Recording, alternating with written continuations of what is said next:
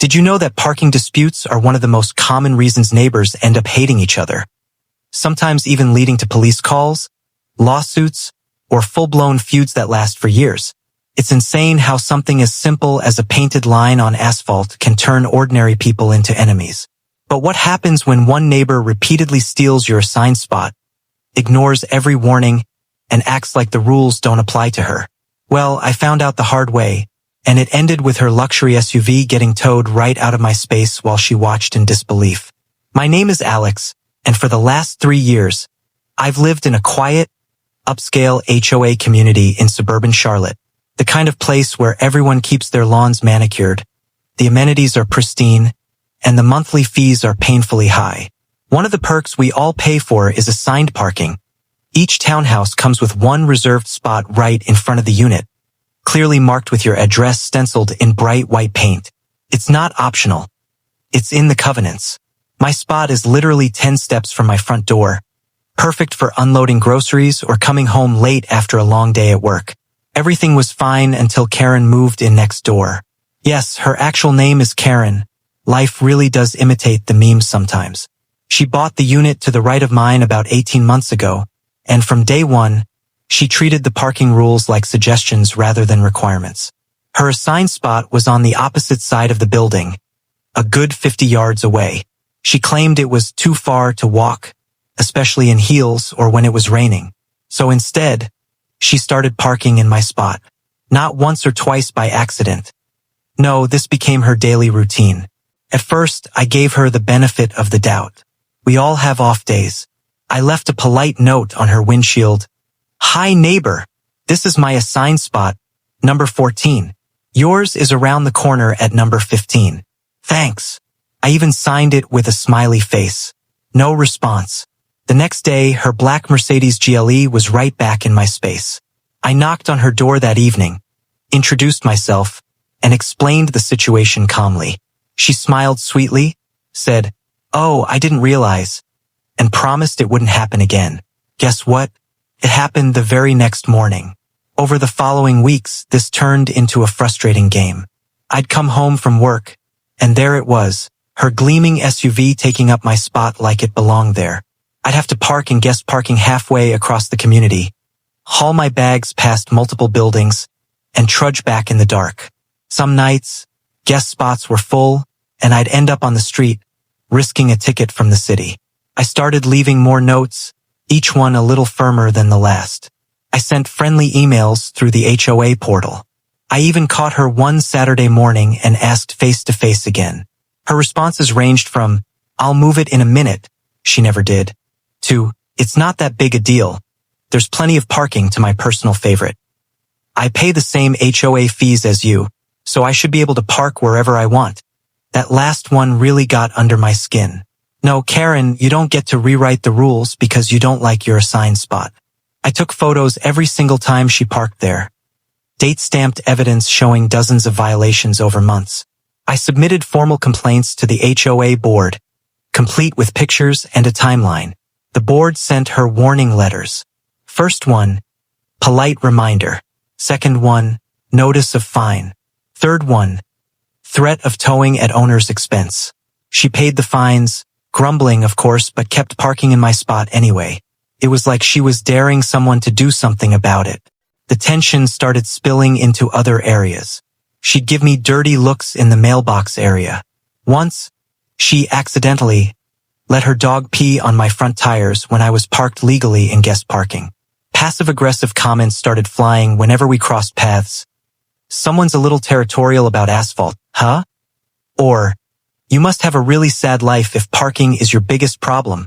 Meanwhile, my frustration was building like pressure in a shaken soda bottle. I love my home, but coming home every day to this nonsense was turning it into a battleground. Then came the week that broke me. It was mid-November, pouring rain every afternoon, and I was working 12-hour shifts at the office trying to close a big project before Thanksgiving. 3 days in a row, I came home soaked and exhausted, only to find her Mercedes smugly occupying my spot again. On the third night, every single guest spot was taken. Some big community event had people parked everywhere. I had to circle for 20 minutes before finding a questionable spot half a mile away on the street. I walked back in the freezing rain, groceries getting ruined, shoes squishing, absolutely furious. That night, I sat in my living room staring at her car through the window. It was lit up under the streetlight, perfectly centered in my painted number 14. And something in me snapped, not in a violent way, but in a enough is enough way.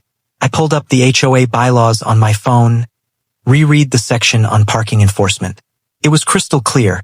After documented repeated violations, any resident can request towing of a vehicle in their assigned space, and the vehicle owner pays all costs. No further board approval needed once fines have been issued. I called our towing company, the one on file with the HOA, at 10 p.m. The dispatcher was professional and calm. I gave them my address, the spot number, the license plate of the offending vehicle, and forwarded the email chain showing the prior complaints and fines. They confirmed they had Karen's vehicle on record from previous warnings. "We can be there in 30 minutes, sir. Standard fee is $325 plus storage, billed directly to the registered owner." I said, "Do it." Those 30 minutes felt like an eternity. My heart was pounding. Part of me felt guilty, like I was escalating things too far. But the bigger part felt righteous. This wasn't impulsive. This was months of ignored requests, warnings, and fines culminating in one final consequence.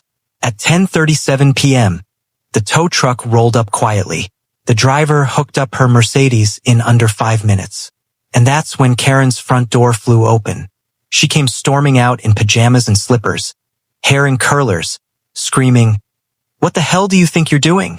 The tow truck driver stayed calm, explained it was an HOA authorized tow for repeated parking violations in an assigned space. She turned to me standing on my porch and unleashed a tirade I'll never forget. Accusations of being petty, vindictive, a terrible neighbor, threats to sue me, claims that I'd regret this. I didn't say much, just held up my phone showing the bylaws and the complaint history. "You've been warned multiple times, Karen. This is on you." Watching that $80,000 SUV get hauled away on the back of a flatbed was one of the most satisfying moments of my adult life. I won't lie, it felt like sweet, cold justice. She stood in the rain yelling until the truck disappeared around the corner. Then she slammed her door so hard I thought the frame would crack. The next morning, I parked in my spot for the first time in weeks.